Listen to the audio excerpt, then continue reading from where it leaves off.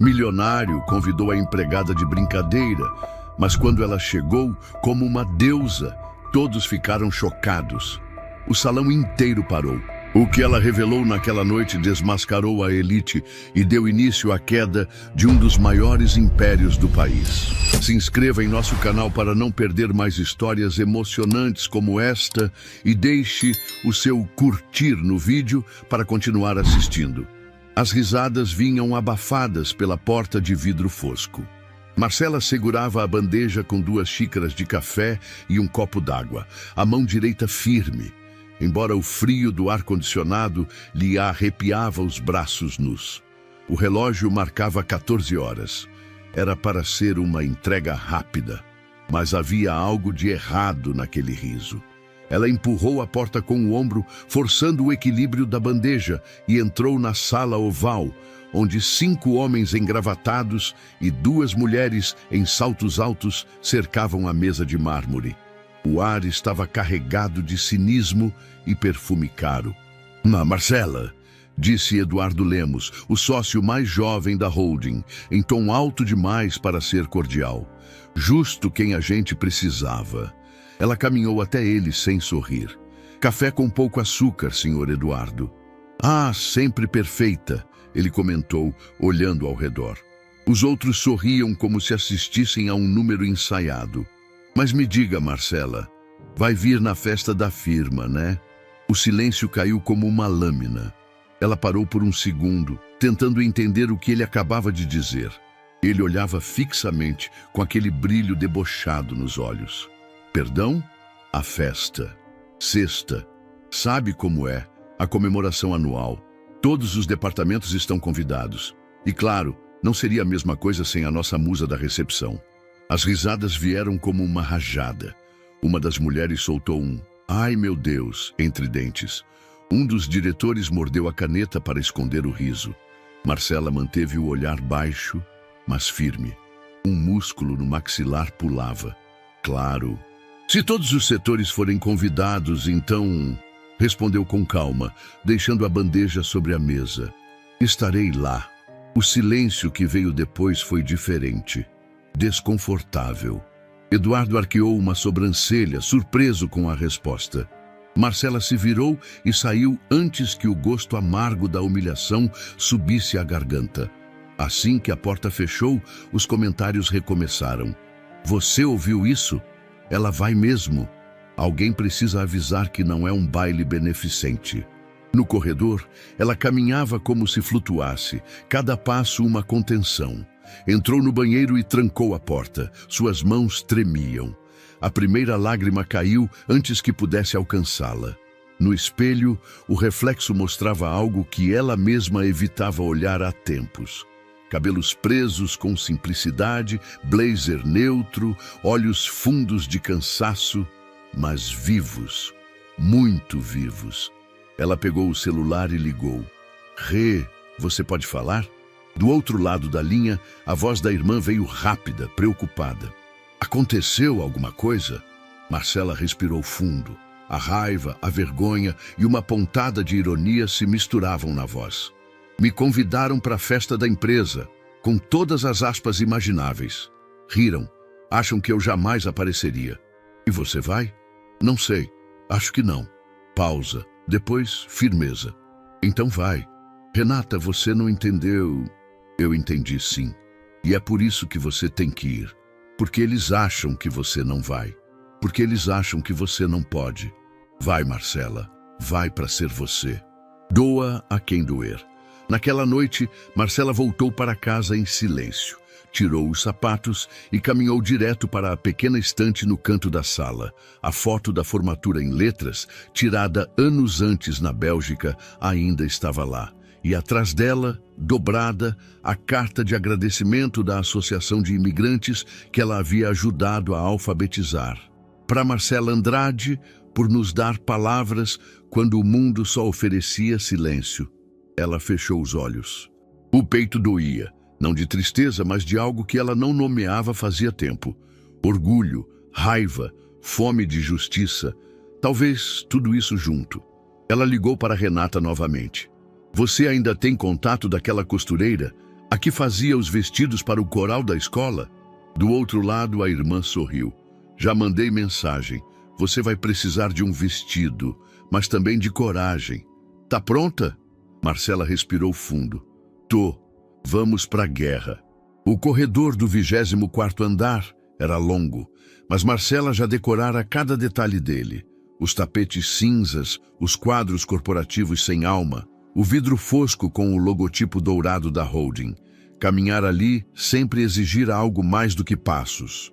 Exigia silêncio, contenção, uma presença invisível. Ela já ouvira comentários suficientes para decorar o script da humilhação velada. Nossa, ela fala bem para alguém da recepção. Ou então, Marcela, você já pensou em fazer um curso? Quando, na verdade, ela possuía 2 diplomas e falava fluentemente francês, inglês e espanhol. Nunca dissera nada. Não por medo, mas por uma decisão tática. Ninguém se desarma diante de uma mulher que permanece calma.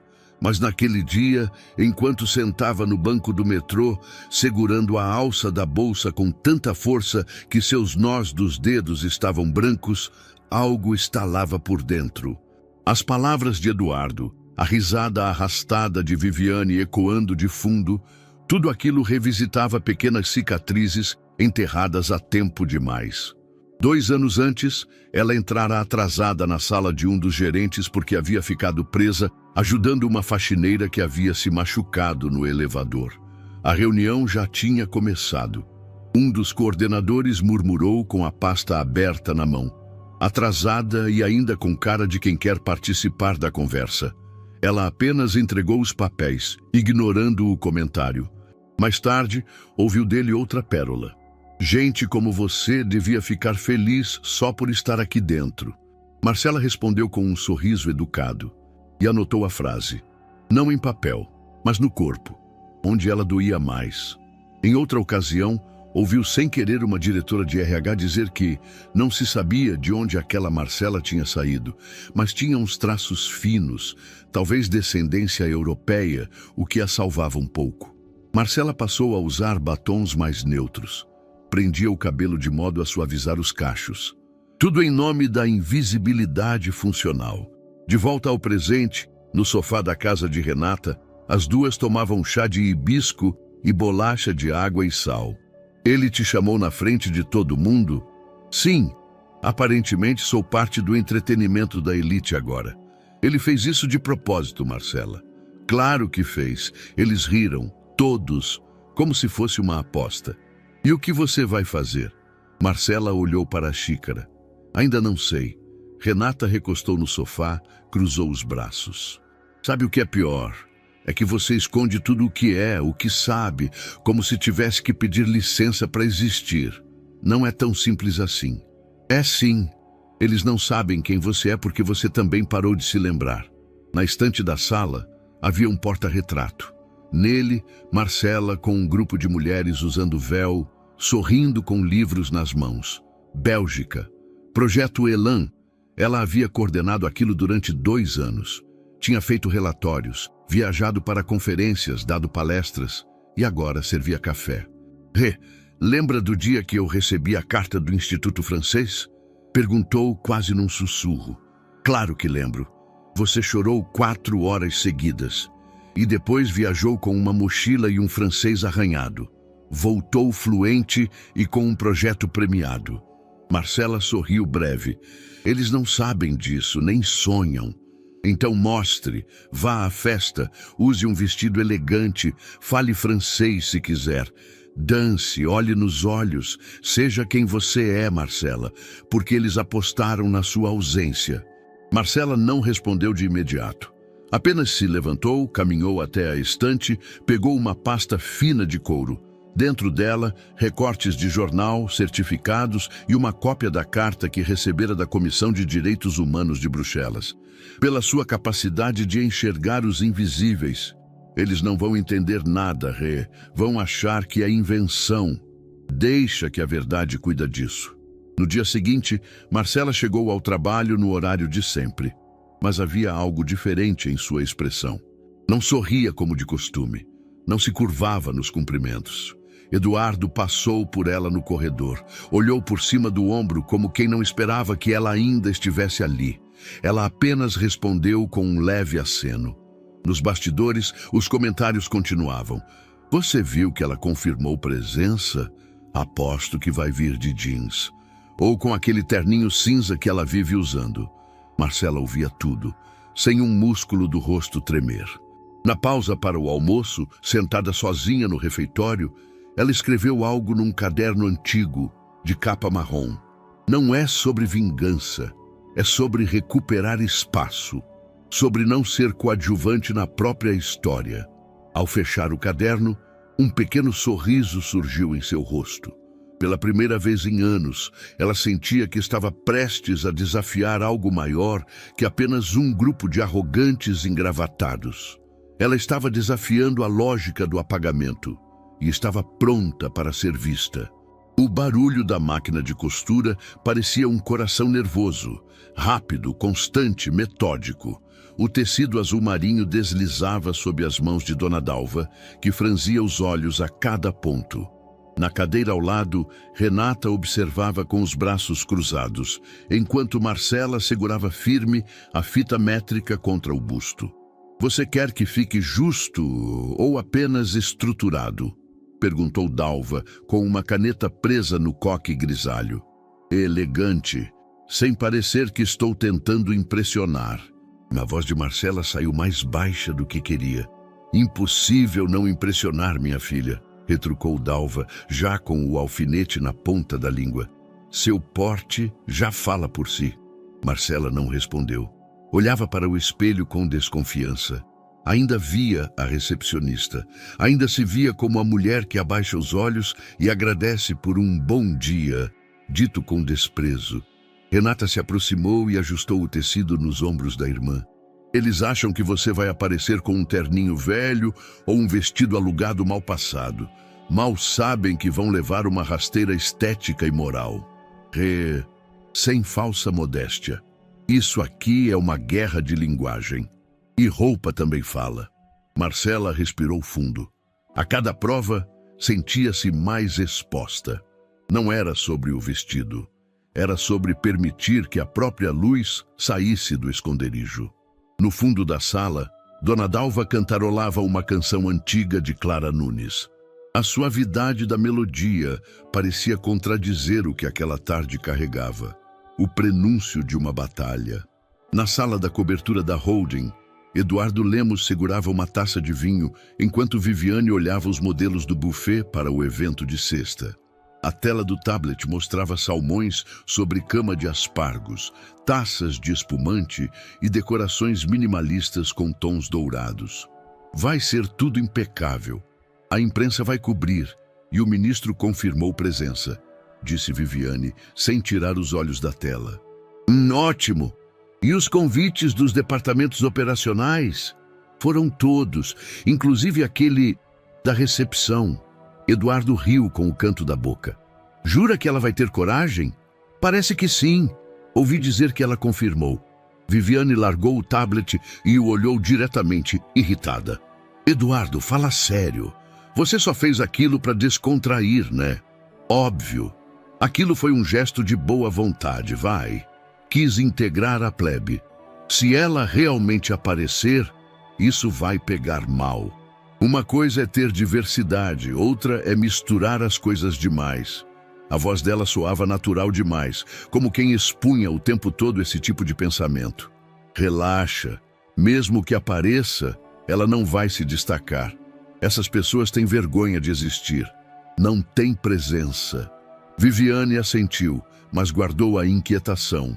Marcela, em casa, retirava fotos antigas de uma caixa guardada no fundo do armário. Algumas da época em que estudava na Bélgica, outras do projeto com imigrantes árabes e africanos. Em todas havia uma constante. Ela sorria pouco, mas seus olhos estavam cheios. Ela separou 3 fotos e colocou dentro de um envelope.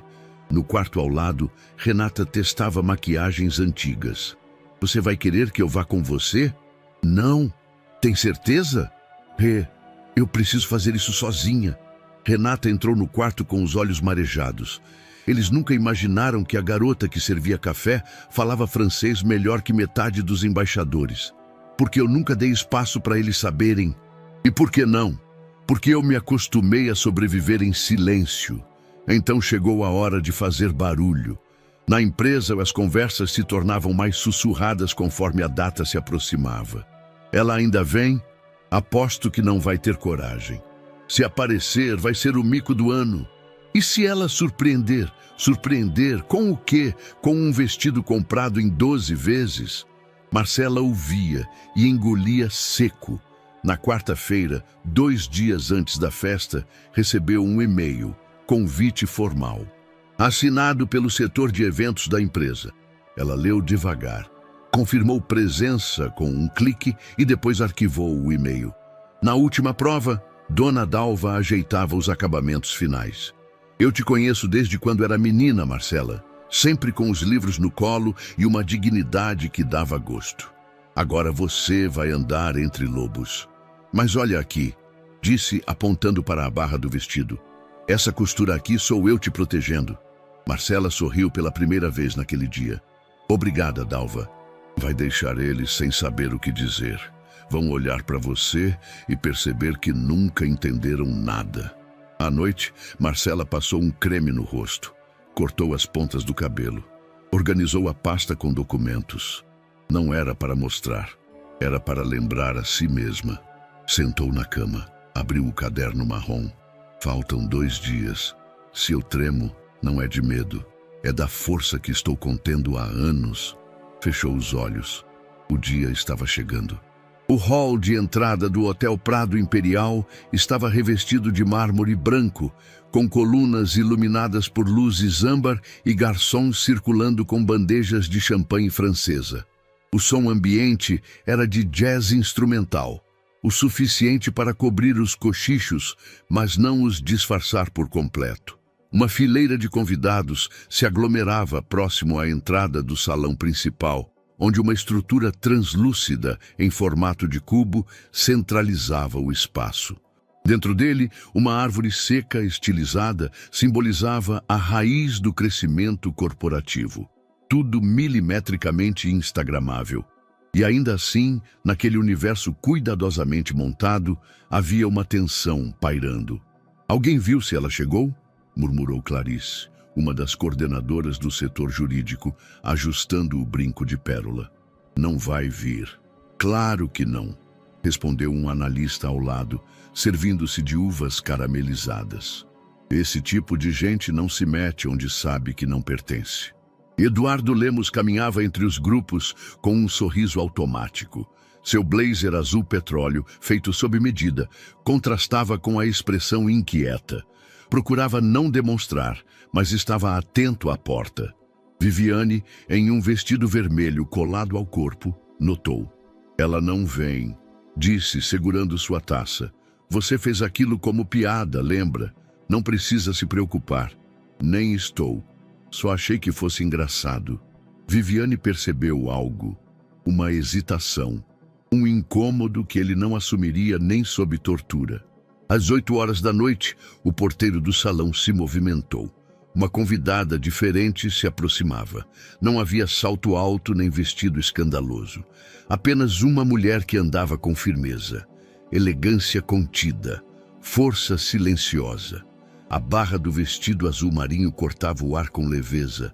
O tecido não brilhava, mas absorvia as luzes ao redor como se fosse feito para destacar a pele de Marcela, que reluzia discreta, serena, inquestionável. Os primeiros olhares vieram como golpes de vento. Uma pausa no som do ambiente pareceu real, como se o jazz tivesse se calado por um segundo. Marcela parou na entrada, olhou calmamente para o salão e deu 2 passos à frente. Um fotógrafo posicionado na entrada, achando que ela era alguma personalidade que ele não reconhecera de imediato, clicou. Depois, mais um clique e outro. A câmera reconhecia a presença antes do cérebro. Clarice, que minutos antes zombava, engasgou com a uva. Meu Deus, é ela. Aquela é? Cochichou outro funcionário. É, a secretária. Mas ninguém conseguia usar esse termo agora com naturalidade. Marcela caminhou. Cada passo fazia um grupo se calar. Ela cumprimentava com o olhar, sem curvar a cabeça, sem pedir licença. Não havia arrogância, havia consciência. Cada gesto revelava anos de contenção desfeitos num desfile silencioso. Viviane arregalou os olhos, olhou para Eduardo. Ela veio mesmo. Ele não respondeu, apenas observava. No canto do salão, o jornalista cultural Gustavo Ferraz ajeitava o microfone para o início da transmissão ao vivo. Ao notar a movimentação, inclinou-se para o cinegrafista. Foca ali, tem algo fora do script chegando. Marcela parou diante da mesa de recepção, pegou sua taça com discrição e agradeceu à funcionária, que sorriu como se estivesse diante de uma artista. Que vestido maravilhoso! Disse a moça, genuinamente. Obrigada. É feito à mão. No centro do salão, uma pequena multidão começou a se aproximar, fingindo desinteresse. Alguns tentavam disfarçar o espanto. Outros sorriam como quem quer se desculpar por algo que nunca admitiu. Achei que ela nem fosse vir, disse uma gerente de marketing baixinho. E ainda por cima veio com essa postura de... Hesitou. Diva silenciosa, o chefe do setor financeiro, que outrora zombara de sua cara de estudante, virou a cabeça discretamente, sem coragem de encarar. Sabia que ela se lembrava. Gustavo, o jornalista, se aproximou com naturalidade. Desculpe interromper, você é Marcela Andrade, certo? Ela olhou, avaliou, assentiu. Já ouvi falar de você. Muito, aliás. O projeto Elan. Os relatórios na conferência de Bruxelas. Nunca imaginei que trabalhava aqui. Eu também não, por muito tempo. Se não for incômodo, posso fazer uma pergunta rápida? Uma curiosidade pessoal mesmo. Marcela permitiu com um aceno de cabeça. Como alguém com seu histórico está nesta empresa, nessa função? Ela pensou por um instante. Sorriu, suave. Porque por muito tempo preferia a paz do anonimato à violência do confronto. Mas isso tem prazo. Ele agradeceu, impressionado. Se afastou murmurando, isso aqui vai render matéria. Na outra ponta do salão, Eduardo se mexia no lugar como se estivesse sob um holofote. Sentia o peso das palavras mal calculadas, de todas as piadas, de todos os olhares condescendentes que dera ao longo dos anos. Marcela cruzou o salão até uma mesa lateral. Pegou uma das fotos que estavam em um mural corporativo e observou por alguns segundos. Era um painel com imagens de ações de responsabilidade social da empresa, crianças segurando livros doados, fotos em comunidades. Ela se virou para uma funcionária ao lado. Interessante. Em nenhuma dessas campanhas os colaboradores da base foram convidados. A moça tentou sorrir, constrangida. Acho que não era política da empresa, pois deveria ser. Em poucos minutos, sua presença já criava rachaduras. As conversas mudaram de tom. Os olhares já não eram só curiosos. Alguns eram culposos, outros fascinados. Viviane caminhou até Eduardo bufando. Isso tá saindo do controle. Não sei do que você tá falando. Ela virou atração. Tá vendo? As pessoas estão em volta como se ela fosse alguém. Talvez seja. Como é? Nada.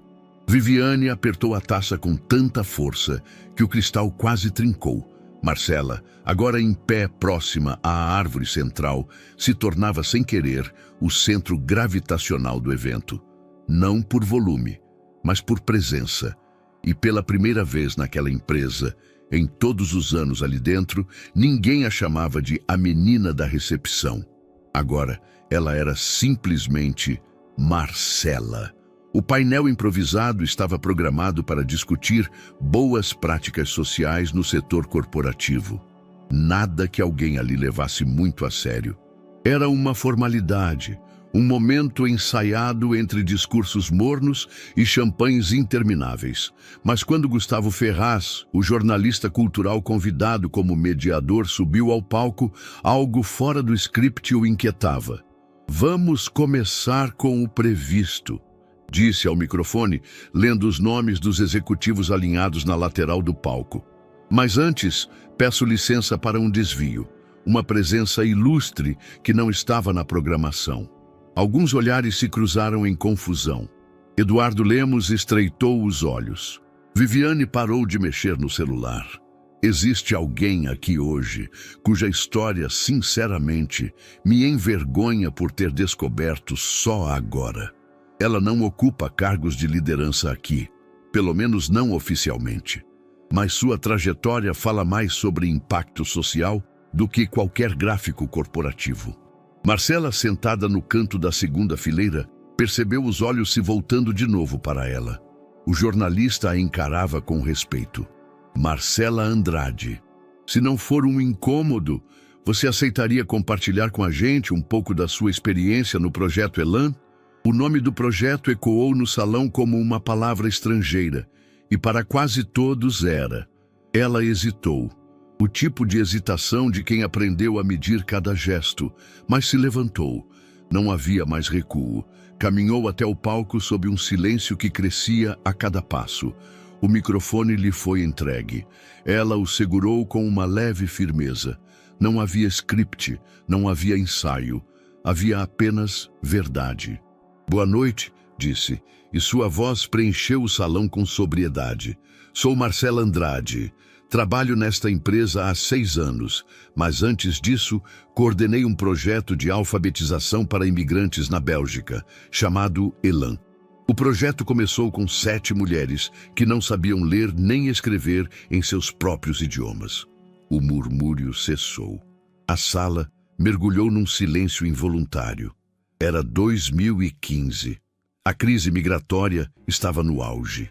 A maioria dos refugiados era tratada como estatística, não como gente. Mas ali, naquele porão de centro comunitário, a gente se olhava nos olhos. Aprendíamos juntas. Eu ensinava letras. Elas me ensinavam resistência. Os olhos de Marcela passeavam pela plateia com firmeza. Ninguém desviava o olhar agora. Com o tempo, o projeto cresceu. Conseguimos uma verba mínima da Comissão Europeia. Estabelecemos parcerias, treinamos voluntários. Em 2 anos, 312 pessoas foram alfabetizadas. Mulheres, homens, crianças que nunca haviam segurado um lápis. Ela fez uma pausa, respirou. Voltei ao Brasil depois disso. Precisava cuidar da minha mãe que estava doente. O projeto ficou nas mãos de quem formei e continua vivo até hoje, coordenado por ex-alunas. Uma breve salva de palmas começou timidamente em um canto e se espalhou como fogo em palha seca. Mas ela levantou a mão, interrompendo gentilmente. Não estou contando isso para ser aplaudida. Estou contando porque às vezes quem parece invisível carrega mundos inteiros nas costas. E talvez seja hora de rever quem escolhemos ouvir e quem escolhemos ignorar. Os aplausos que vieram depois não foram protocolares. Foram desconcertados, tocados, reais. Na lateral do salão, Eduardo permanecia imóvel, os olhos cravados nela. As palavras, embora serenas, lhe soavam como estilhaços. Tinha certeza de que já a ouvira falar francês com clientes. Mas nunca perguntara por quê. Nunca soubera nada. Viviane não aplaudia. Segurava o celular escrevendo algo frenético no WhatsApp. Marcela devolveu o microfone ao jornalista e saiu do palco com a mesma leveza com que entrou. Mas agora o ambiente era outro. As conversas tomavam um tom mais baixo, mais contido. Havia admiração, mas havia também vergonha. 2 executivos do setor de compliance se aproximaram para cumprimentá-la. Um diretor de marketing tentou fazer uma piada elogiosa e recuou diante da expressão firme dela. Uma analista jovem segurou a mão de Marcela e disse com os olhos cheios: "Obrigada por existir." Na cobertura do evento, um corte rápido da fala de Marcela já circulava nas redes. O vídeo, de 43 segundos, com a legenda "Quando a funcionária invisível cala a elite com uma história real", começava a viralizar. No fundo do salão, Gustavo conversava com o cinegrafista. Isso aqui vai explodir amanhã. Já está explodindo. Olha os comentários. O vídeo mostrava a fala sobre as mulheres alfabetizadas. Centenas de curtidas, frases como "Essa mulher é gigante", "A verdadeira elegância está aqui", "Quero um filme dessa história". Outros exigiam saber por que ela ocupava uma função administrativa. Marcela ainda não sabia da repercussão, mas sentia na mudança do olhar das pessoas, no silêncio reverente que agora lhe davam passagem. Caminhou até o jardim interno do salão. Precisava de ar. A noite estava fresca. As luzes da cidade distantes refletiam nos vidros ao redor. Pegou o celular, 10 mensagens de Renata. Vi tudo. Estou chorando. Você mudou o jogo. Marcela sorriu. Pequeno, contido, mas verdadeiro. Por fim, sentou em um banco de madeira entre vasos de lavanda e samambaias ornamentais. Uma sensação estranha a invadiu. Como se, após anos inteira, estivesse sendo vista pela primeira vez. Ela não sabia o que viria a seguir, mas algo, definitivamente, havia começado. O sol ainda nem havia rompido completamente o céu, quando o nome de Marcela Andrade já figurava entre os assuntos mais comentados do país no Twitter.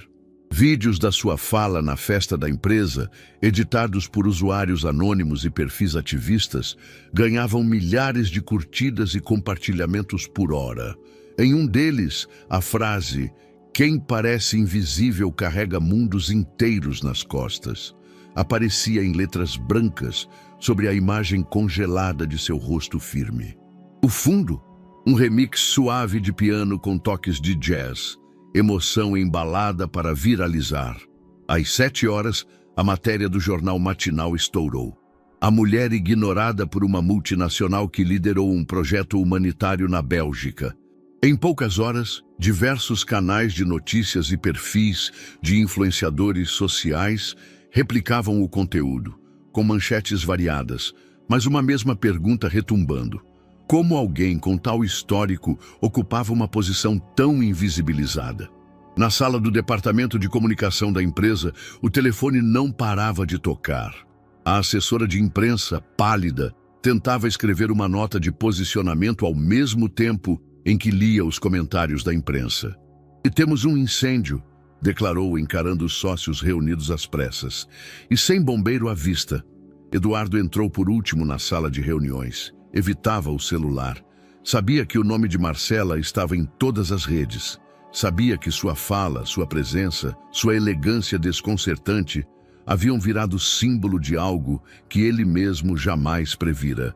Viviane, já no local, parecia impaciente. Usava óculos escuros dentro da sala e segurava o celular como uma arma. "Isso é um circo", disse irritada. "Estão transformando a funcionária em mártir. Influenciadores, páginas de empoderamento, gente famosa repostando. Isso vai manchar a imagem da empresa."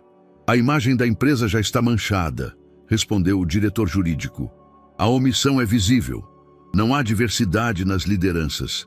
As redes estão questionando por que ela, com todas aquelas qualificações, é tratada como auxiliar." Viviane revirou os olhos. Eduardo apenas escutava. "A nota precisa ser neutra", disse a assessora. "Reconhecer o valor da funcionária, reforçar o compromisso da empresa com inclusão e dizer que será feita uma revisão interna de políticas." "Isso vai parecer oportunismo", rebateu Viviane. "E não é?" A pergunta de Eduardo caiu como um tiro abafado. Os olhares se voltaram para ele. Era a primeira vez que ele se pronunciava com algo próximo de culpa. Viviane não suportou. "Você está do lado dela agora?" "Não estou do lado de ninguém. Estou do lado da verdade. E a verdade é que ignoramos alguém extraordinário. Por anos. E você quer bater palmas para isso?" Eduardo se levantou e saiu sem responder. No corredor, o som de uma notificação o fez parar. Era uma mensagem de áudio de um contato que ele nem lembrava ter salvo. Ao abrir, reconheceu a voz de um influenciador de impacto social. "Irmão, tua funcionária fez mais pela reputação da tua empresa em 5 minutos do que tua equipe de marketing em 5 anos. Acorda." Mas o que viria a seguir mudaria o tom da conversa. Por volta das 11 horas da manhã, Viviane entrou em uma live no Instagram. A maquiagem perfeita, o cenário montado, a indignação cuidadosamente ensaiada. "Bom dia, meus amores", começou. "Hoje eu vou falar sobre hipocrisia, sobre como algumas pessoas manipulam narrativas para se promoverem. E sim, estou falando da moça que viralizou ontem." As primeiras centenas de pessoas entraram. Comentários pipocavam na tela. Não estou aqui para atacar, mas sim para expor, porque eu conheço os bastidores e sei que essa história não é tão pura quanto parece. A Marcela pode ter feito um projetinho lá fora, mas aqui dentro sempre foi fria, calculista, e agora está usando isso tudo para se promover como uma espécie de símbolo. Oportunismo puro. Eduardo, ao ver a notificação da live, entrou no vídeo já com o coração acelerado. O estrago estava sendo feito em tempo real. Viviane continuava: "E não me venham com esse papo de empoderamento, porque quem quer crescer de verdade não se esconde por 6 anos. Ela ficou ali, quieta, esperando a chance certa para aparecer, e agora quer ser tratada como heroína.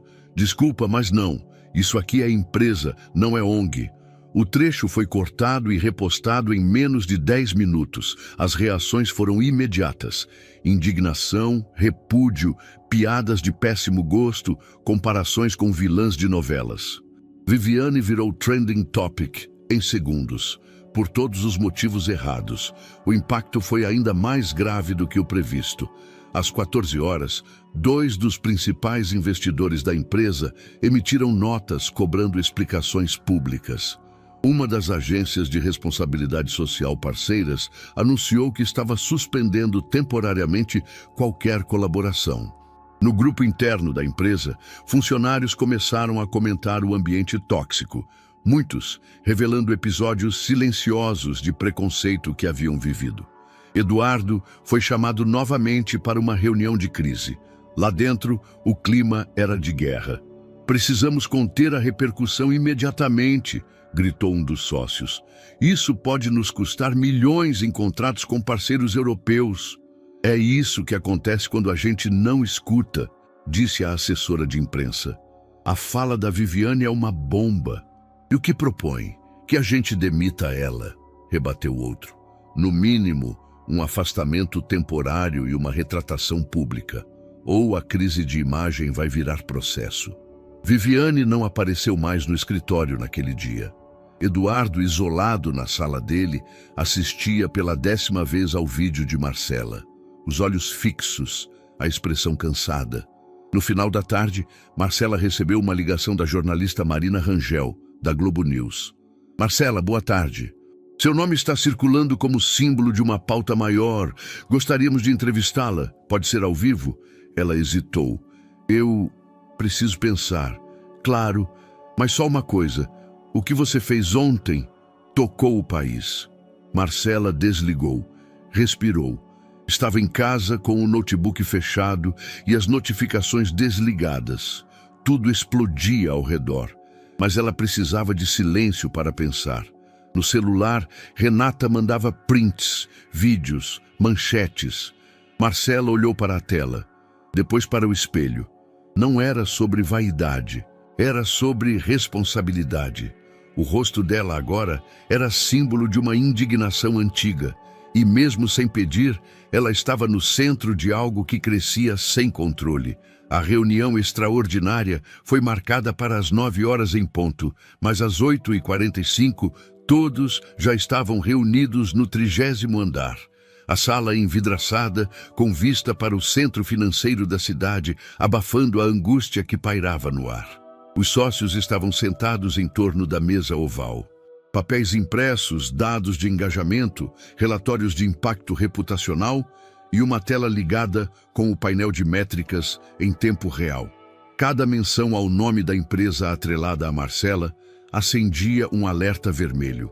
A questão aqui não é apenas o que ela disse, mas o que ela representa, começou o diretor de imagem com voz seca. Ela virou o espelho de tudo o que o público acha que somos. E talvez porque somos, murmurou a diretora jurídica, olhando de esguelha para Eduardo. O sócio mais antigo, um homem de cabelo branco e relógio suíço, bateu na mesa com a palma aberta. Estamos aqui para salvar contratos, imagem, não para discutir identidade institucional. Isso é papo de consultoria ideológica. A assessora de imprensa, sentada no canto, endireitou os ombros. Com o devido respeito, essa consultoria ideológica pode ser a única coisa capaz de evitar um boicote massivo. O público exige um gesto real e rápido. Já elaboramos uma proposta, disse outro executivo. Uma promoção imediata para Marcela, algo simbólico, supervisora de integração de comunicação interna, um cargo novo com um aumento considerável. Ela também dará uma entrevista exclusiva com perguntas previamente roteirizadas. Humaniza a imagem da empresa e encerra o ciclo. Eduardo não falou. Apenas olhava a pasta com os detalhes da proposta. Seu nome estava entre os signatários. Marcela foi chamada para comparecer à sede naquela mesma manhã. A ligação veio de um ramal desconhecido. O tom era neutro, quase administrativo. Ela aceitou. Quando chegou, foi recebida com sorrisos cuidadosos. O ambiente parecia higienizado por obrigação. Na sala de reuniões menor, 4 executivos a esperavam com café, uma pasta preta e um tablet sobre a mesa. Marcela, antes de tudo, parabéns. Sua fala na festa foi poderosa. Obrigada. A empresa gostaria de formalizar um reconhecimento, uma promoção, um novo cargo, envolver você mais ativamente em processos internos de comunicação, dar voz às pautas que você representa. Marcela não se moveu. Com que condições? Um dos homens ajeitou a gravata. Você daria uma entrevista à revista Visão, com um roteiro elaborado junto ao nosso time. Falaria sobre sua história, mas reforçando a mudança que a empresa vem implementando. Uma abordagem construtiva, sabe? Uma peça de marketing, uma reconstrução de imagem com base em fatos. Afinal, você trabalha aqui. E se nos representa, por que não tornar isso público? Marcela respirou fundo. Não havia surpresa, apenas decepção protocolar. Eu não preciso de cargo para saber quem sou, e muito menos de um microfone para validar minha trajetória. O silêncio se espalhou pela sala. Recusa formal, então? Perguntou uma mulher da equipe jurídica, já registrando algo no tablet. Recusa formal e pessoal. Ela se levantou. Nenhum deles soube como reagir. Ela já havia se tornado maior do que a proposta que tentavam lhe impor. Enquanto ela saía, Eduardo observava tudo de sua sala, através do vidro espelhado. Não sabia exatamente o que sentia, mas não era raiva, tampouco vergonha, era outra coisa. Algo que ele raramente experienciava no mundo corporativo. Respeito. Pela primeira vez, enxergava Marcela não como uma funcionária, não como a moça do café, mas como uma entidade ética, inabalável, que não se vendia nem por dinheiro, nem por holofote. E isso o desarmava. No elevador, Marcela desceu em silêncio. No bolso, o celular vibrava com novas notificações. Mensagens de conhecidos, desconhecidos, ONGs, ativistas, convites, propostas, pedidos de fala. Mas naquele momento, ela queria apenas silêncio. Precisava processar a tentativa de controle disfarçada de gentileza. Na sala dos sócios, após a saída dela, o clima era de incômodo. Temos que ser mais firmes, declarou o mesmo executivo da manhã. Se ela não aceita colaborar, ela se torna um risco. Um risco, rebateu Eduardo agora em pé. A única coisa que ela fez foi ser honesta. Quem está em risco é a nossa estrutura podre e vocês sabem disso. Cuidado, Eduardo, alertou o sócio mais velho. Você está soando envolvido. Estou envolvido com a verdade. E, francamente, já passou da hora. Ninguém respondeu, mas sabiam que algo havia mudado. A guerra silenciosa começara. O e-mail chegou às 6h14 da manhã, enviado por uma editora-chefe da revista Perspectiva. especializada em perfis de impacto humano. O título era direto: gostaríamos de contar sua história do seu jeito. O corpo da mensagem falava em liberdade criativa, em entrevistas conduzidas com escuta ativa, sem pautas invasivas. Marcela não respondeu de imediato. Leu, fechou o notebook, tomou café em silêncio, o celular vibrava desde a véspera. Convites para palestras independentes, seminários sobre justiça social, propostas de parcerias com organizações internacionais. Mensagens de ex-colegas, desconhecidos, mulheres de periferia dizendo que se sentiram vistas por ela. Algumas choravam em vídeos curtos, agradecendo por sua existência.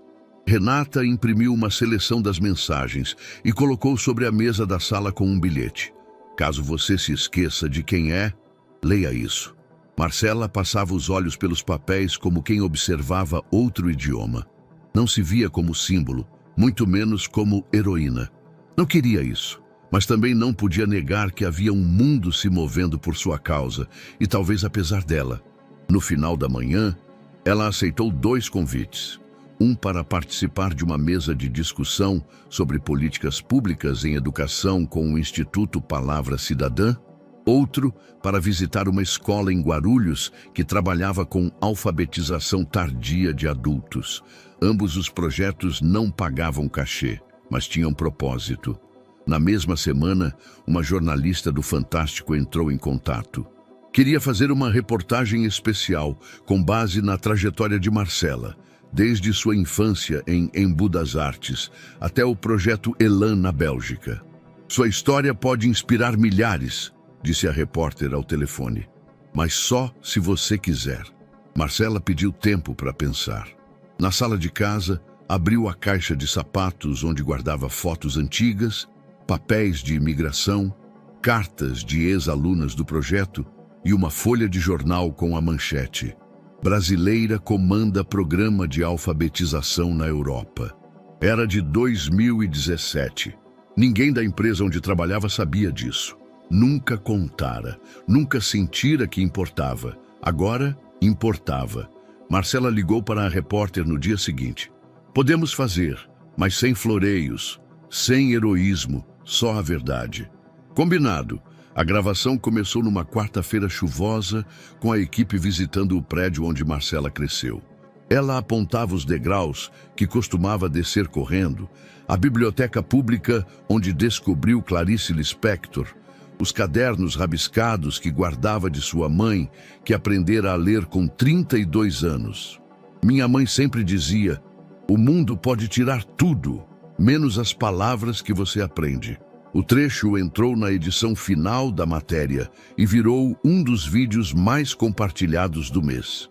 Enquanto isso, na empresa, a equipe de comunicação lidava com o crescimento de um fenômeno espontâneo que não sabiam como capitalizar. Havia quem sugerisse uma campanha institucional usando a imagem de Marcela. Outros falavam em dar tempo para as coisas se acalmarem. Mas não havia acalmamento. Marcela foi convidada a palestrar em uma conferência sobre letramento digital e inclusão, promovida pela Universidade de São Paulo. Sua fala, articulada e pausada, foi transmitida ao vivo e comentada por professores, estudantes, jornalistas. Ela fala como quem pensa, e pensa como quem viveu, disse um professor no Twitter. Ela passou a ser procurada por veículos de imprensa internacionais. Le Monde, El País, BBC. Alguns queriam entender por que, mesmo com tudo o que fizera, ela havia aceitado um emprego de base administrativa. Ela sempre respondia da mesma forma: porque eu precisava cuidar da minha mãe, porque naquele momento era o que eu conseguia, e porque dignidade não está no cargo. Essas respostas, longe de diminuírem seu impacto, o ampliavam. A sinceridade crua tocava mais fundo que qualquer construção midiática. Mas nem tudo era fácil. Com a notoriedade, vinham também os olhares enviesados. Alguns antigos colegas de trabalho insinuavam que ela estava se aproveitando da onda. Outros diziam que antes era simpática, agora está se achando. Ela escutava em silêncio, como sempre fez. Mas dessa vez não se deixava contaminar. Eduardo, por sua vez, assistia à ascensão pública de Marcela com uma mistura crescente de respeito e desconforto. No fundo, sabia que parte da culpa era dele, pela omissão, pela conivência, pela piada que desencadeou tudo. Mas agora ele via diferente. Via que Marcela não queria fama, ela queria presença. E havia conquistado isso sem gritar, sem atacar, apenas sendo inegavelmente autêntica. Em um fim de tarde, enquanto ela saía de uma palestra em uma escola técnica da Zona Sul, foi abordada por uma menina de tranças e uniforme puído. "Tia, posso te dar um abraço?" Marcela sorriu. "Claro. Meu pai está tentando aprender a ler. Eu vi você falando na TV e mostrei para ele. Ele disse que se você conseguiu, ele também consegue." Marcela ajoelhou. O abraço foi curto, mas profundo. Sentiu o peso do que carregava. E mesmo sem querer ser símbolo, entendeu. Já era. O relógio marcava 3h27 da manhã.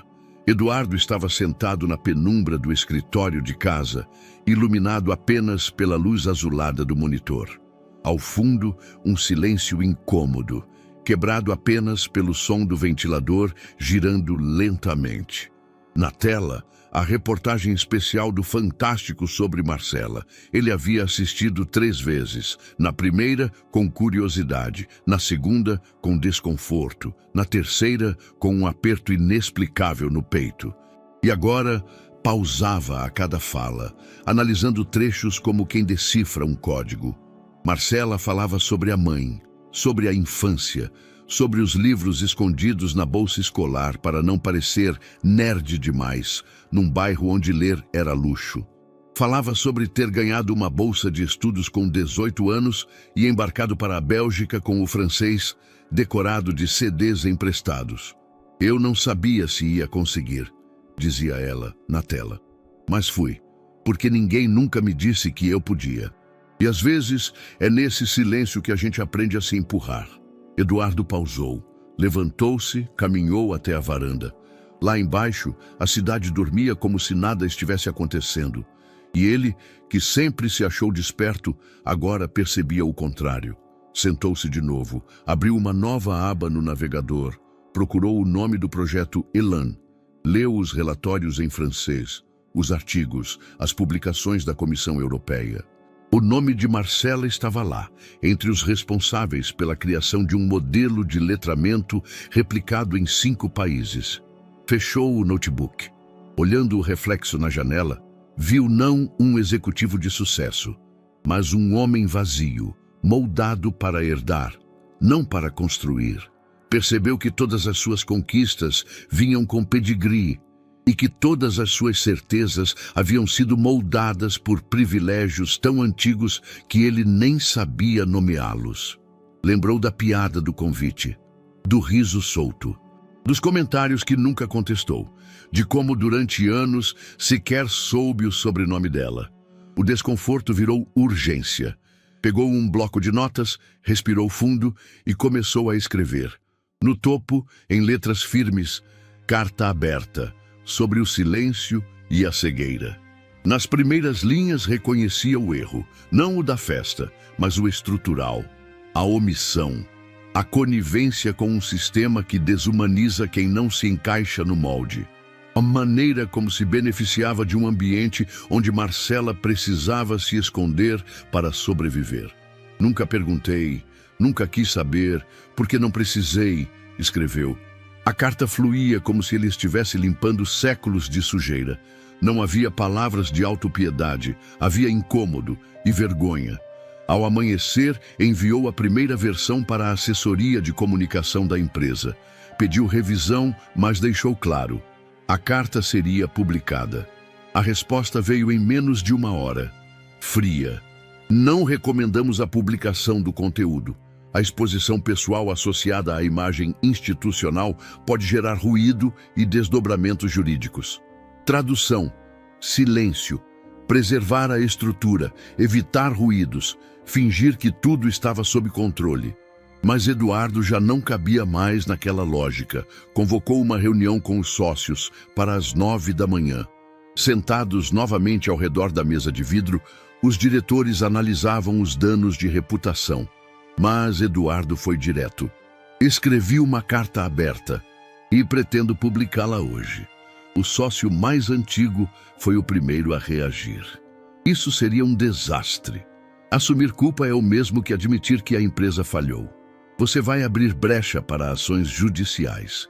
Não é uma confissão jurídica, é uma constatação humana. Eduardo, você está emocionalmente envolvido, retrucou o diretor financeiro. Sim, estou. Pela primeira vez em anos. E isso está te levando a decisões impulsivas. Me manter calado seria seguir o padrão. Fingir que não vi, que não entendi, mas agora eu vi. E não tem como desver. O debate durou mais de 1 hora. Eduardo manteve-se firme. Disse que publicaria a carta em seu perfil pessoal, como cidadão, não como sócio. Na saída da sala, escutou sussurros, olhares trocados, mas já não se importava. Havia algo maior em jogo. E pela primeira vez, entendia o que Marcela havia feito. Ela não exigiu nada. Apenas existiu de forma tão plena que o sistema inteiro teve que reagir. Eduardo caminhou até a própria sala, abriu o notebook, releu a carta, ajustou uma vírgula, apagou um adjetivo exagerado, respirou fundo e clicou em publicar. O texto subiu às 10h35. Começava assim: Meu nome é Eduardo Lemos. Sou um dos sócios desta empresa. E falhei, não por ação direta, mas pela omissão constante. E hoje escrevo como alguém que aprendeu mais com uma fala sincera de 5 minutos do que com anos de reuniões internas. Em menos de 15 minutos, os comentários começaram a chegar. Muitos elogiaram a coragem. Outros questionaram o tempo do arrependimento. Alguns o chamaram de oportunista. Mas nada disso importava. Pela primeira vez, Eduardo sentia que fazia algo que não servia à própria imagem, servia à verdade, e isso finalmente o despertava. O post estava no ar há menos de 1 hora, quando os e-mails internos da empresa começaram a se acumular com alertas de urgente, crise de comunicação e risco institucional. O título da publicação de Eduardo era simples: Quando o silêncio já não protege, ele aprisiona, mas o conteúdo era um estouro. Em pouco tempo, sites como Nexo e Estadão começaram a reproduzir trechos da carta em reportagens com chamadas de impacto. Sócio de multinacional admite elitismo e pede desculpas a funcionária símbolo de superação. O texto não poupava a empresa, nem a si mesmo. Eduardo falava de como a meritocracia era vendida como narrativa, mas escondia barreiras invisíveis. Dizia que Marcela não precisava de cargos ou troféus, pois sua existência já era um farol de coerência. Chamava-a de a voz que obrigou um sistema inteiro a se ouvir. A repercussão foi explosiva. Nos comentários, milhares de pessoas o elogiavam, outras o acusavam de surfar na onda. Havia quem duvidasse da autenticidade da carta, mas, independentemente da opinião, ninguém passou indiferente. Na sede da empresa, os acionistas estavam em combustão. Isso é sabotagem interna, gritou um dos diretores internacionais em chamada de vídeo com voz acelerada. A imagem da holding está sendo desfigurada. Precisamos agir. Uma reunião de emergência foi convocada às pressas. Sem aviso, Eduardo teve seu acesso administrativo revogado do sistema corporativo. O crachá dourado foi recolhido. Na prática, ele fora despojado de todas as funções estratégicas. Ainda era sócio, mas apenas no papel, sem voz, sem poder. O comunicado interno saiu seco. Por questões de alinhamento de conduta institucional, o sócio Eduardo Lemos se afastará temporariamente das funções executivas. Ele leu o e-mail com o celular vibrando na mesa, uma notificação atrás da outra, entrevistas solicitadas, convites para debates, até um pedido de entrevista com The Guardian. Mas ele recusou todos. Precisava de silêncio. Ao final do dia, sentou sozinho em um banco da Praça Buenos Aires. Era um dos raros espaços em que conseguia respirar. Apesar da agitação em torno, sentia alívio, como se, ao ser retirado das amarras do cargo, tivesse recuperado algo muito mais raro: a própria consciência. Naquela mesma noite, um número desconhecido apareceu em seu celular. Ele atendeu por instinto. Eduardo? A voz era inconfundível, sóbria, firme, sem rancor, mas com uma clareza que dispensava adornos. Marcela, disse ele num tom que parecia pedir desculpas antes mesmo das palavras. Já precisamos conversar. Ela sugeriu um café discreto em um centro cultural, longe do burburinho. Chegou pontualmente. Usava jeans escuros, camisa branca e os cabelos presos, sem maquiagem, mas com a mesma presença que causara furor dias antes. Eduardo já estava lá, visivelmente desconfortável. Obrigado por vir, disse ele, ao vê-la se aproximar. Ela assentiu. Sentou-se sem tirar os olhos dele. Por que escreveu a carta? Ele hesitou. Porque eu precisava. Porque o que eu fiz e o que deixei de fazer estava me sufocando. E porque o mundo precisava ouvir isso de mim, não de um comitê. Entendi. Silêncio. Não fiz aquilo para parecer bom, continuou ele. Fiz porque cansei de parecer algo que nunca fui. Você sempre foi aquilo, Eduardo. Você era aquilo. Mas talvez esteja deixando de ser. Isso é diferente. Ele assentiu, calado. Você sabe que para muitos a sua carta muda o jogo. Mas para mim é só um início. Um início? Sim, o início da sua responsabilidade. Não comigo, com o que você representa. Ela se levantou, pronta para ir. Marcela, ele disse quase num sussurro, você me fez ver o mundo com outros olhos. Não fui eu. Foi você que finalmente abriu os seus. Ela se virou, caminhou para fora do café. Ele ficou, ainda com a xícara cheia à frente. Nenhuma despedida, nenhuma promessa. Mas uma verdade havia sido dita ali, sem floreios. O caminho para a mudança não começa com um pedido de desculpas. Começa com a disposição de não repetir o erro. E isso, pela primeira vez, ele parecia entender. O e-mail chegou numa tarde cinzenta, com o assunto proposta de parceria, urgente. O remetente era pessoal, Eduardo Lemos. Marcela hesitou antes de abrir. Passaram-se alguns dias desde a conversa no café, mas o peso das palavras trocadas ali ainda pairava sobre ela. O corpo do e-mail era direto, sem floreios, sem vocabulário corporativo. Ele dizia que havia uma ideia, algo novo, não uma campanha, não uma reparação, um projeto de verdade. Quero construir algo que seja útil de verdade. Um centro social que una educação, assistência jurídica e inclusão comunitária. Não como vitrine, mas como base. Só tem sentido se for com você. E nos seus termos. Ela leu e releu. E não respondeu. Foram 2 dias em silêncio, até que na terceira manhã, ela digitou. Podemos conversar, mas quero ver os detalhes no papel. O encontro foi marcado em uma sala emprestada de uma ONG parceira, longe do centro financeiro. Eduardo chegou com um fichário nas mãos. Vestia jeans e uma camisa sem logotipo. Pela primeira vez, parecia um homem comum. Marcela entrou com passos firmes. Sentou-se sem estender a mão. Então, disse.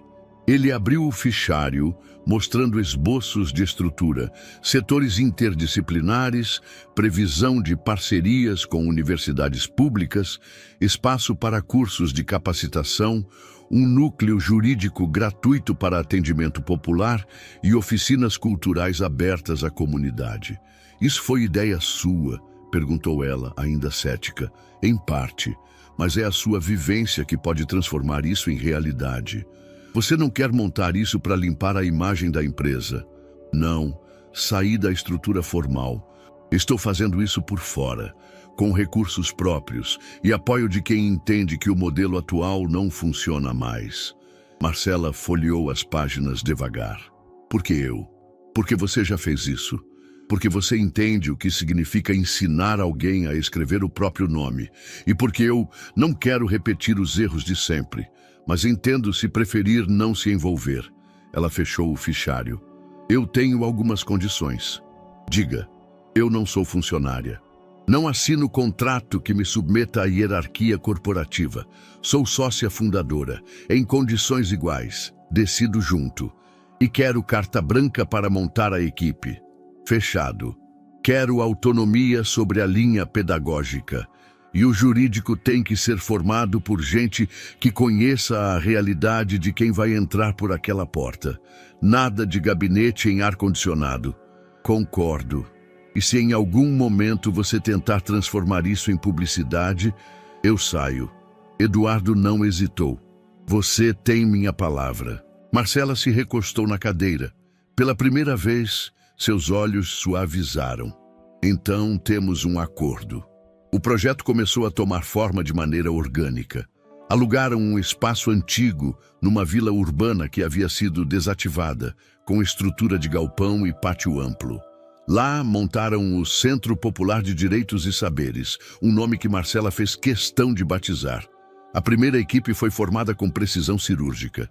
Ex-bolsistas de universidades públicas. Profissionais da periferia, com experiência prática e coração no projeto. Uma pedagoga que havia ensinado alfabetização a adultos no sistema prisional. Um advogado que cresceu num abrigo e agora liderava uma rede de proteção à juventude. Uma artista plástica que transformava grafite em alfabetização visual. Marcela coordenava tudo com uma serenidade que misturava firmeza e empatia. Ela não gritava, não precisava. Sua autoridade vinha da escuta. Eduardo, por outro lado, aprendia a ocupar outro lugar. Sem poder, sem comando. Ele ouvia mais do que falava. E descobria que isso não o diminuía. Pelo contrário. Certa tarde, após uma reunião com a equipe pedagógica, ele se aproximou de Marcela enquanto ela organizava papéis. Está tudo mesmo do seu jeito? Não, respondeu ela sem olhar. Está do jeito que tem que ser. E isso já é raro o suficiente. Ele assentiu. Sabia que era um privilégio poder participar daquilo. Nos corredores do centro, a movimentação começava a aumentar.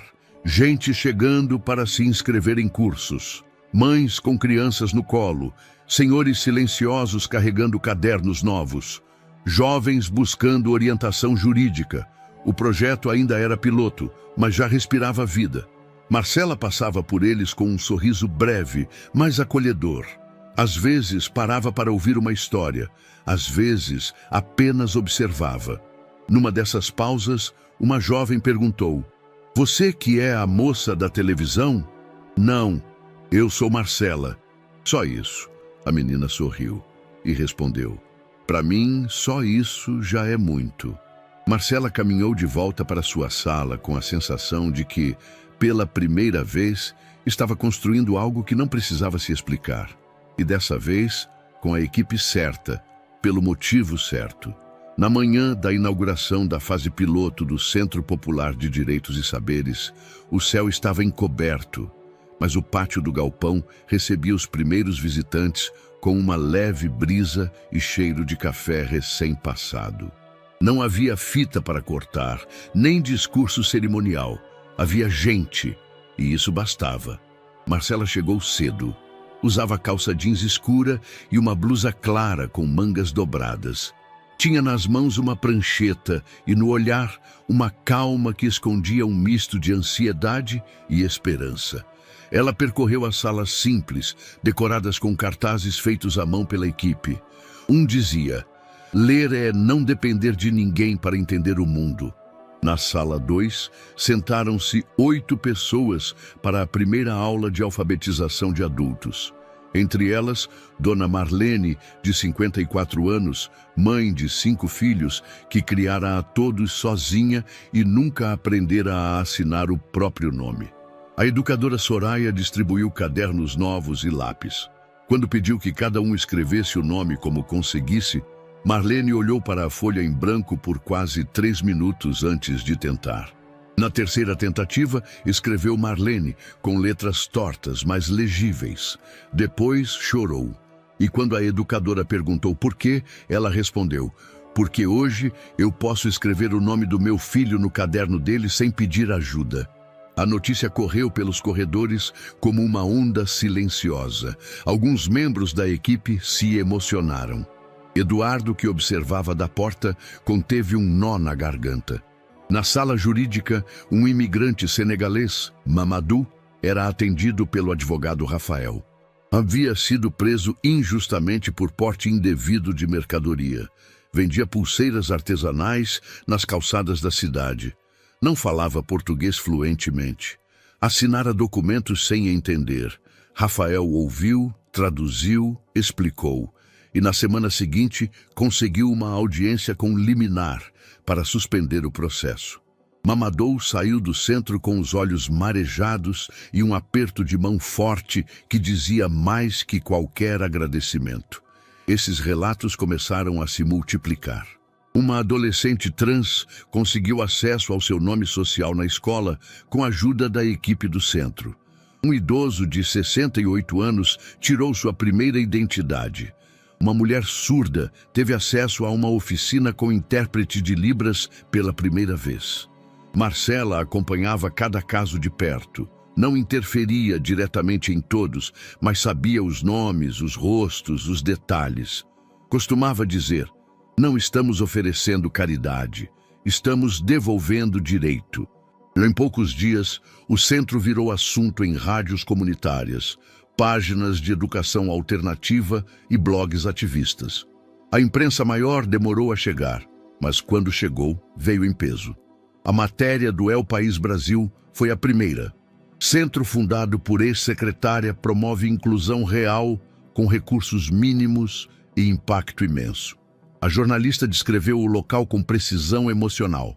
Simples, funcional e vivo. Outros veículos seguiram. A visibilidade atraiu mais voluntários, pequenas doações e a curiosidade de quem sempre vira iniciativas, assim como utopia. Numa roda de conversa, Marcela foi perguntada sobre o segredo do sucesso. Não há segredo, respondeu. O que existe é escuta, confiança e consistência. E ninguém aqui veio salvar ninguém. Todo mundo aqui tem algo a ensinar. Na estrutura do centro, criou-se um mural chamado Primeira Vez. Ali, fotos polaroides eram afixadas com pequenos relatos. Primeira vez que escrevi uma carta. Primeira vez que me senti segura para falar. Primeira vez que fui ouvida sem pressa. O mural crescia rápido. Tornou-se uma atração silenciosa entre visitantes. Com a operação ganhando corpo, Eduardo propôs a Marcela que ela assumisse oficialmente a liderança do programa. Não apenas como rosto, mas como coordenadora institucional. Ela hesitou, mas aceitou com uma condição: nada de cargo enfeitado. Sem siglas, sem pompa. Pode colocar Marcela Andrade, coordenação geral. Era o suficiente. A equipe celebrou, não com festa, mas com trabalho. No final da tarde daquele dia, todos se reuniram no pátio, tomaram café com bolo de milho, conversaram, riram. Marcela observava de longe. Ao seu lado, Soraya comentou: sabe, quando me chamaram para esse projeto, eu achei que fosse mais um. Mas aqui é diferente. Aqui a gente não entrega solução, a gente caminha junto. E isso é raro demais. Marcela assentiu. Olhou em volta, respirou fundo. O que um dia fora apenas papel agora era concreto. E o concreto, agora, ganhava pulsação. O letreiro luminoso da entrada do Centro Popular de Direitos e Saberes refletia as luzes suaves do entardecer. Lá dentro, os corredores ecoavam passos calmos e vozes baixas. Um murmurinho constante de aprendizado e convivência. Num desses corredores, as paredes estavam cobertas por desenhos das turmas, mãos coloridas, livros abertos, números pintados em giz. Em cima de uma das portas estava um quadro negro onde alguém sempre escrevia uma frase que servia de reflexão diária. Naquela manhã, lia-se: o que não precisa ser dito é o que mais vale. A letra era mais firme e organizada do que a maioria. e Eduardo reconheceu imediatamente que fora escrita por ela. Ele parou, observou, sentiu certa reverência. A frase parecia sintetizar tudo o que estavam construindo. Silêncio com sentido, convivência sem histeria, presença sem alarde. Eles não precisavam criar datas para celebrar um suposto romance, nem rótulos para definir sua relação. O afeto que crescia era cerne da parceria, sadio, maduro, pautado no respeito mútuo. Isso não impedia que, nos olhares trocados, houvesse um reconhecimento silencioso que falava de admiração profunda, mas também de limites sabidos. Numa tarde de quinta-feira, eles estavam em reunião no salão de convivência, discutindo o próximo passo do projeto digital que visava integrar tecnologia comentada no plano piloto. A mesa estava repleta de papéis, um laptop aberto, canecas com borra de café. O contraste entre o modesto espaço físico e a magnitude do que narrava ali era simbólico. O digital pode ampliar nosso alcance, argumentou Eduardo, apontando para gráficos em sua tela. Mas precisamos garantir que não se perca o contato pessoal, que é o que realmente transforma. Marcela estudou os dados com atenção, respirou e respondeu pausada. A gente precisa mesmo disso, admitiu. Mas precisa ser feito com sensibilidade. Se transformarmos tudo num aplicativo, corremos o risco de banalizar a experiência de trocas reais, de escuta. Não quero que percam a dimensão humana do lugar. Ele assentiu devagar, atento. Concordo. E talvez possamos prever encontros híbridos, oficinas presenciais semanais e gravações curtas para serem assistidas depois, sugeriu ele. Seria uma forma de manter o elo com quem está longe. Ótimo, respondeu ela, visivelmente satisfeita com o meio termo. Vou incluir isso no planejamento pedagógico. E assim, mais uma vez, eles encontraram sintonia. Sem certezas absolutas, mas com um alinhamento emocional. Mesmo que tentassem invisibilizar essa dimensão de parceria, a mídia, claro, não permitia. Quando foram fotografados, sem grandes poses, apenas voltando de um encontro com um grupo de financiadores sociais, surgiram nas redes manchetes do tipo "Novo casal da conquista social", "Eles são o símbolo do amor moderno" e outras versões sensacionalistas. As fotos mostravam uma imagem cotidiana. Marcela comentou algo baixo e ele sorriu discreto. Marcela soube disso por mensagens rápidas de amigos. Eduardo por notificações do Google Alert. Os rumores, tantas vezes baseados em palpites rasos, irritavam mais do que interessavam. Então veio a entrevista da revista Perspectiva. Foi direto. "E a relação entre você e Eduardo Lemos?" perguntou a entrevistadora. Ela respirou fundo e respondeu: "Somos parceiros, na essência da palavra. Isso é mais raro do que qualquer rótulo romântico." As palavras geraram uma onda de respeito. Quem acompanhava a trajetória deles sentiu que aquela definição era, sim, algo poderoso. Ele, por sua vez, participaria de um podcast progressista em breve, mas preferiu responder pela escrita, num quadro virtual gravado postado no perfil do podcast. Perguntaram da mesma forma: "O que vocês têm é uma história de amor?" A resposta dele foi pausada, sincera. "Talvez, mas não da forma que esperam. É uma história de reparação, de escuta, de construção. Amor, se existir, é aquele que constrói sem possuir." Essa diferenciação foi amplamente compartilhada, virando hashtag Parceria Sem Rótulo e ganhando adesão em debates de redes sociais, inspirando pessoas a repensarem relações. Mesmo com o destaque, a mídia os procurava. Um portal de notícias empresariais publicou uma nota dizendo: "Eles trabalham juntos, mas será mesmo apenas parceria? Ou há algo além do profissional?" A manchete foi clara: sinônimo de venda de imagem. Daí em diante, eles passaram a fechar a agenda pessoal. Não precisavam explicar. Nossa história era essa, colaborativa e respeitosa. Quando eram entrevistados, eles reafirmavam a mesma mensagem: Não cederiam à pressa nem à superficialidade. Depois de uma assembleia comunitária no sábado de manhã, eles ficaram para organizar cadeiras dentro do auditório. A chuva caía lá fora, batendo nas janelas e contra o centro, que começava a esvaziar. Ele empilhava um banquinho, ela empurrava uma fileira de cadeiras. Fizeram isso lado a lado, sem rótulos. Momentos simples, marca genuína de cumplicidade. "Você sabe o que eu mais admiro nisso tudo?" Ele perguntou, enxugando o suor da testa. "O quê?" Ela respondeu, enquanto recolhia papéis. "Que você nunca precisou gritar para ser ouvida." Ela parou por um segundo, levantou a cabeça. Os olhos dela buscaram os dele, rapazes descobrindo, leitura mútua, familiaridade sem etiqueta. "Eu só esperei o mundo cansar de ouvir os mesmos de sempre", foi a resposta simples. O silêncio veio de novo. Não era constrangido, era cheio de significado. Ambos sabiam que algo existia entre eles. Um carinho distinto, diferente do óbvio ou melodramático. Era a afetividade concretizada em ações, escuta e convicção. Quando saíram para apagar as luzes, ele pegou um pano velho e limpou manchas no corrimão. Ela separou papéis para descarte. No meio da noite, decidiram fechar o portão. A chuva baixou de intensidade, os pingos desaceleraram. Eles estavam juntos, colidindo em silêncio. Mas havia sentido e peso no silêncio. Ele parou, olhou para ela.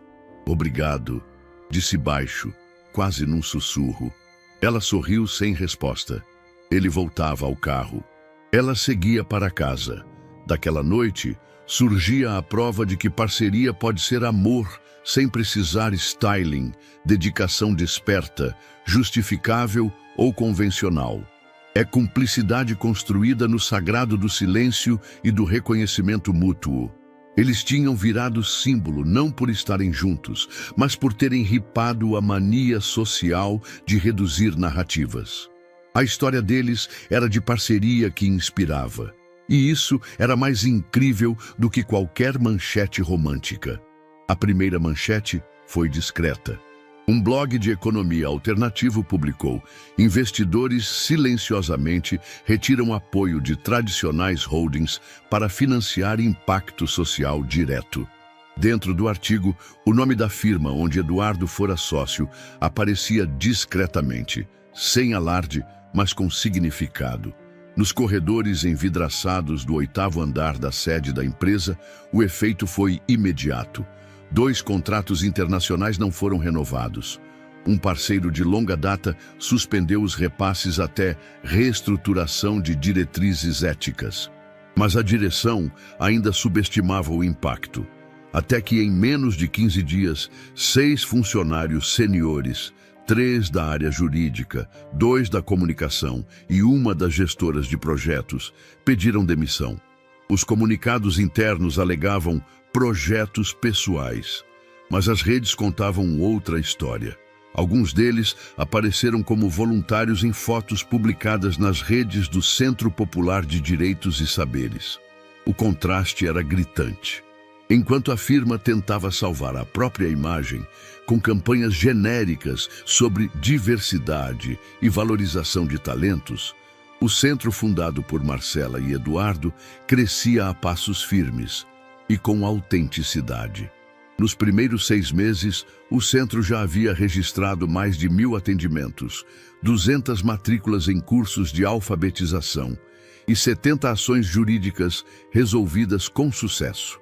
O espaço, antes limitado, agora expandia com doações espontâneas de empresas menores, sindicatos e até ex-alunos. Marcela mantinha tudo com pés no chão. Apesar da visibilidade crescente, fazia questão de evitar o espetáculo. Nenhuma visita oficial era agendada sem propósito. Nenhuma nova parceria era firmada sem critério. Eduardo, cada vez mais integrado ao ritmo do centro, assumia funções práticas, organizava agendas, respondia e-mails, coordenava reuniões com apoiadores. Não havia resquício do executivo arrogante. No lugar dele, havia um homem reaprendendo a estar no mundo. A imprensa noticiava o centro como modelo de gestão humanizada, enquanto as ações da firma despencavam discretamente no mercado fechado. Do lado de fora, o colapso da estrutura corporativa parecia sutil, mas por dentro era um desmoronamento. A última cartada desesperada veio de onde poucos esperavam: Viviane. Desde o escândalo da live ofensiva, sua imagem pública havia derretido. Contratos com marcas haviam sido suspensos. O perfil no Instagram, antes repleto de publis e viagens, agora parecia um arquivo desatualizado. Ainda assim, ela tentava manter influência, e a vingança parecia o único palco que lhe restava. Viviane surgiu em uma entrevista ao vivo, em um canal de debates polêmicos, insinuando que o centro social era um disfarce bem articulado para autopromoção e interesses políticos. Chegou a sugerir que havia interesses financeiros ocultos e que Marcela manipulava narrativas com falsa humildade. A tentativa teve o efeito oposto. Usuários resgataram o histórico público de Viviane, os vídeos, os comentários agressivos, as alianças com políticos de discursos elitistas. Rapidamente, a entrevista foi desmentida por diversas vozes influentes, inclusive jornalistas sérios. Marcela não respondeu publicamente, mas, numa conversa privada com a equipe, disse: "Não precisamos combater isso, precisamos continuar fazendo o que fazemos. A verdade sustenta quem não precisa de teatro." Eduardo, por sua vez, foi quem a procurou.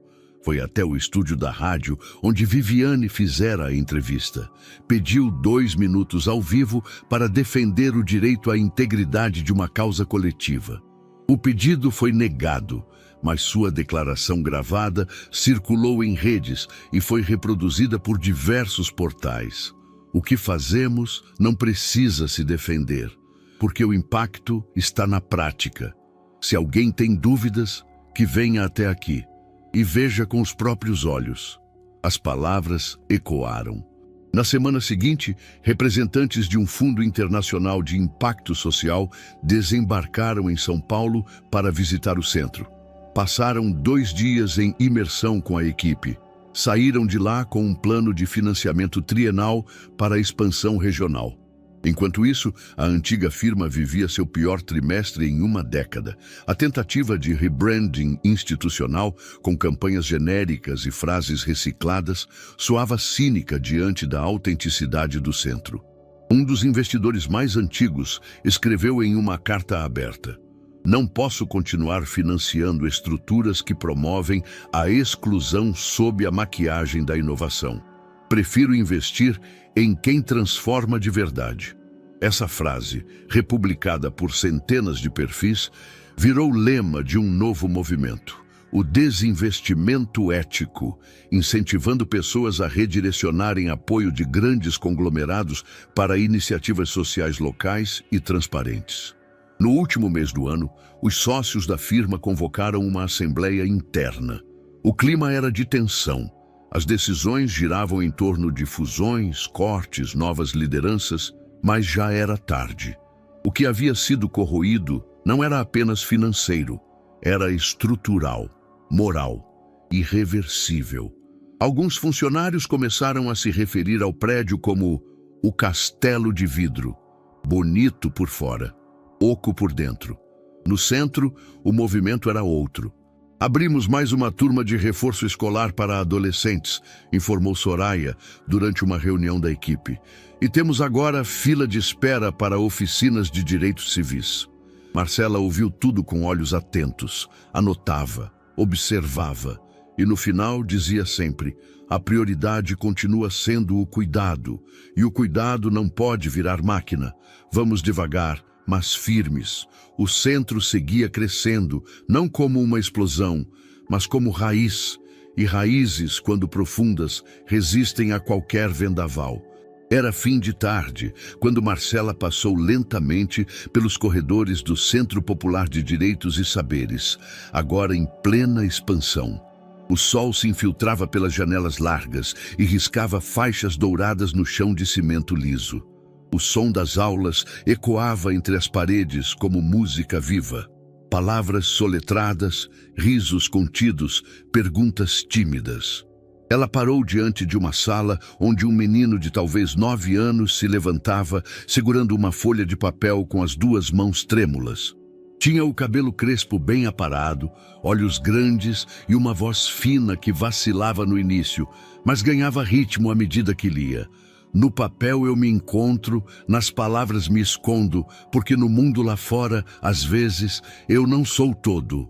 A sala ficou em silêncio. A monitora, emocionada, pediu palmas. Marcela ficou parada do lado de fora, escutando com olhos marejados. Aquele menino nunca havia frequentado uma escola formal até 2 meses atrás. Chegara com o pai, ambos recém-despejados, acolhidos pelo centro numa triagem de emergência. Hoje, ele recitava poesia diante de uma turma inteira. Era isso. Era exatamente isso. Mais adiante, no refeitório adaptado, idosos conversavam sobre as aulas de escrita básica. Um deles mostrava a carta que havia conseguido escrever para o filho com quem não falava há anos. Em outra sala, uma mulher indígena fazia um atendimento jurídico com tradução em sua língua de origem. Iniciativa nova, implantada pela própria Marcela após conhecer sua história. Na sala da coordenação, Eduardo revisava documentos de um novo plano de expansão.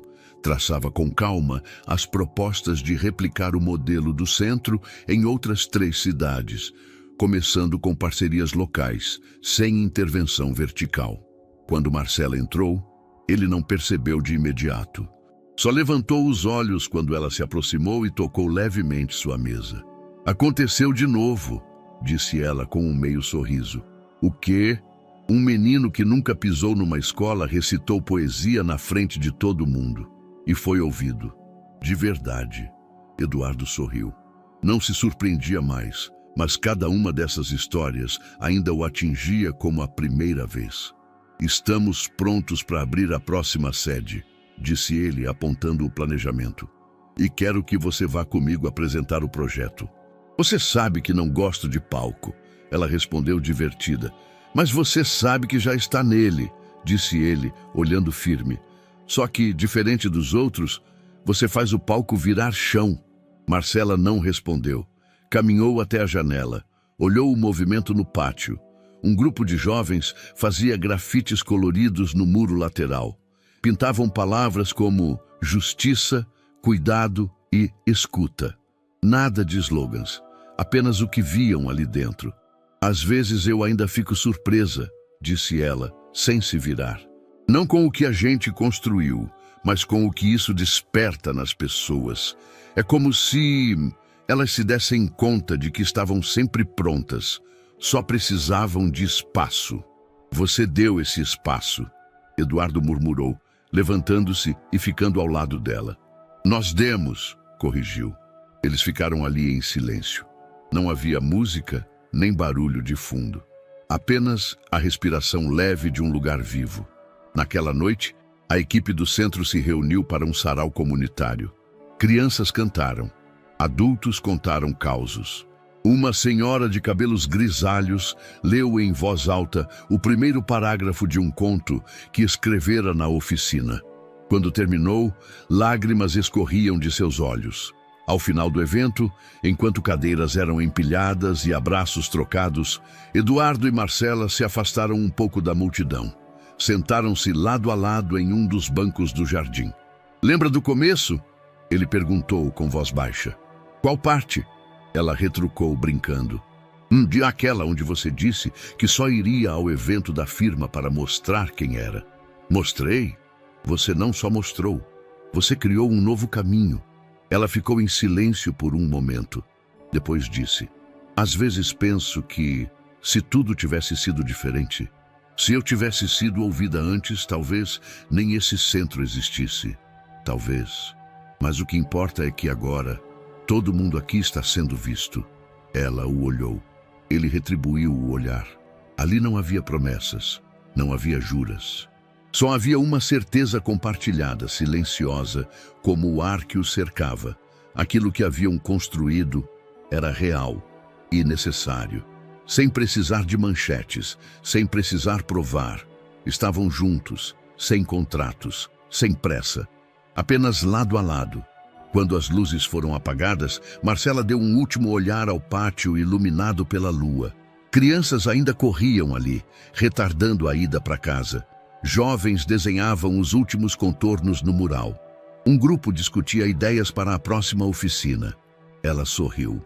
E ali, no coração de tudo, num banco qualquer, ao lado de quem um dia fora o símbolo do sistema que ela desafiou, Marcela pensou: era possível mudar, mas era preciso ser visto. E foi então que a história terminou. Silenciosa, mas marcada. Ser visto é o primeiro passo para mudar o mundo. E aí, o que você achou dessa história emocionante? Compartilhe com a gente sua opinião nos comentários. Adoraríamos saber o que você pensa. Não se esqueça de deixar seu curtir no vídeo para nos apoiar e se inscrever no canal. Nos vemos na próxima.